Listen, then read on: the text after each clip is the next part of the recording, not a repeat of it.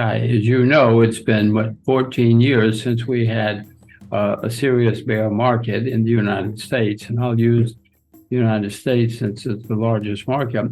And that has never happened in American history. We've never had such a long period without serious economic and financial problems. So whatever is happening, we're getting towards the end. We see some of the signs. Inflation is rising again. Interest rates are rising again. We see new investors coming into the market, and they call up their friends and say, I've discovered this new thing called the stock market, and it's fun, and you can make money, and it's easy. It's easy to make money. And so all the signs that the world has seen many times before are happening again. I don't know how much longer this will go on, but I do see worrying signs for the markets and therefore the world economy. Well, it always has been able to. I mean, if nothing else, the Federal Reserve can just print more money and they'll buy them up. I mean, I'm not suggesting this is good, but that's the way, at the moment anyway, the system still works. And the U.S. can print and spend and borrow and spend. That will someday come to an end, or someday people will be on TV screaming about it, but not yet. But when you see it, Kai, when you see on the evening news that the man in the street is worried about all the government debt and the interest rates are going higher and higher, and the guys are saying, I don't care, I'm not going to borrow any, I'm not going to lend them any more money, then you'll know the crisis is here.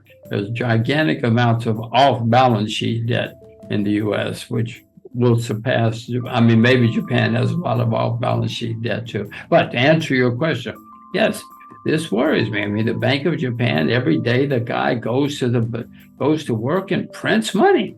He prints more money and prints as fast as he can. He's a good Japanese bureaucrat. He does what he's supposed to.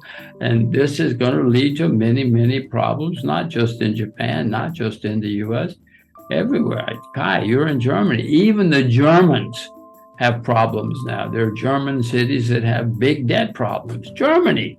My gosh, in my lifetime, that Germany was the paragon of virtue. Not anymore. Well, as I look around the world, Kai, I see that stocks in most countries either are or have been at an all-time high or near making new highs. So bonds have never been this high in the history of the world. So bonds are certainly a bubble. So what's left? Property, yes, you can invest in property, and in some places it's great, but many property markets, New Zealand, Korea, I mean, there are many property bubbles going on around the world. And really only leaves commodities that are cheap. I mean, silver is down 60% from its all-time high. Sugar, down more than 60%. So the only asset class that I see where they're really cheap entities are commodities. That doesn't mean you can't lose money if you buy them, but that's the only place I see on a historic basis cheap prices. I guess U.S. stock prices make me unhappy, to use your words, because there are bubbles developing. I mean, Apple goes up every day. You know, that's been a great company. That does not mean it's going to be a great stock forever. Well, since we're talking about the markets, the most worrying sign are all the new entries and the developing hysteria which is taking place. These are signs that happen at the top of markets. It's happened many times. If you haven't experienced it, you might have read about it. And that's what's worrying me probably the most, because markets can go up and down and do all sorts of strange things. But eventually, it's the investors who call the tune. And if we have a lot of uneducated or inexperienced, I guess is a better word, inexperienced investors, it worries me. Doesn't make sense to me. I've seen this movie before. Not the first time I've been to this rodeo. You know, there were back once upon a time, there was in the market, there were the nifty 50. And the wisdom was, you buy these 50 companies, you don't ever have to worry about the stocks. Just buy them and forget them. You know how that wound up. But this has happened often in history. in the 20s, Radio Corp of America. I mean, my radio was new and it was a gigantic stock. Stock went straight through the roof, always, every week, every day. I mean, 1929 came along and ended that story, but I mean, this has happened before, Kai. All these young, or I should say not young, but inexperienced investors coming in and talking about how easy it is. It's not the first rodeo. The market is not telling me, the market, I hope, will tell me when to buy it, because someday I'm going to see everybody's negative on silver and talk about how it always goes down and blah, blah, blah.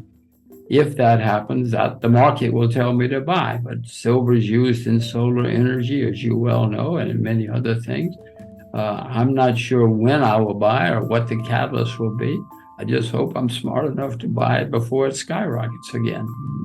Well, the most important information for any investor is don't listen to the TV, don't listen to the radio or the newspaper. Just invest only in what you yourself know a lot about. Now, and everybody watching this knows a lot about something, whether it's cars or fashion or something. And that's where you become a successful investor. Stay with what you know. But people will tell you, Kai, but that's boring. Be boring. Be boring and invest in what you will see major changes before I will, because you look at it every day. It's your passion. And that's how you become a successful investor. Don't listen to hot tips. A very strong word of advice is, Kai, everybody wants to be rich this week. Me too. But don't listen to hot tips. Jim Rogers gives a candid and cautionary reflection on the current state of financial markets. He starts by highlighting a significant statistic. It's been 14 years since the last serious bear market in the United States, which is unprecedented in American history. This sets the stage for a discussion about the signs pointing towards an imminent downturn. Jim Rogers notes the resurgence of inflation and rising interest rates as key indicators. There's a concern about new, inexperienced investors entering the market, driven by excitement rather than knowledge. This influx often precedes market peaks, historically leading to speculative bubbles. And then Jim delves into broader economic issues, such as government debt levels and the potential consequences of excessive money printing. The speaker draws parallels to historical market collapses like the Nifty 50 in the 1970s and the 1929 crash, cautioning against complacency amidst market exuberance. He identifies commodities as possibly the only undervalued asset class, contrasting with overinflated stock and bond markets. The emphasis on investor education and staying within one's expertise emerges as a key takeaway, advice grounded in experience and skepticism towards media-driven hype. Overall, Jim Rogers provides a sobering perspective on the current market euphoria, suggesting a potential downturn looms on the horizon due to unsustainable market conditions and speculative behavior.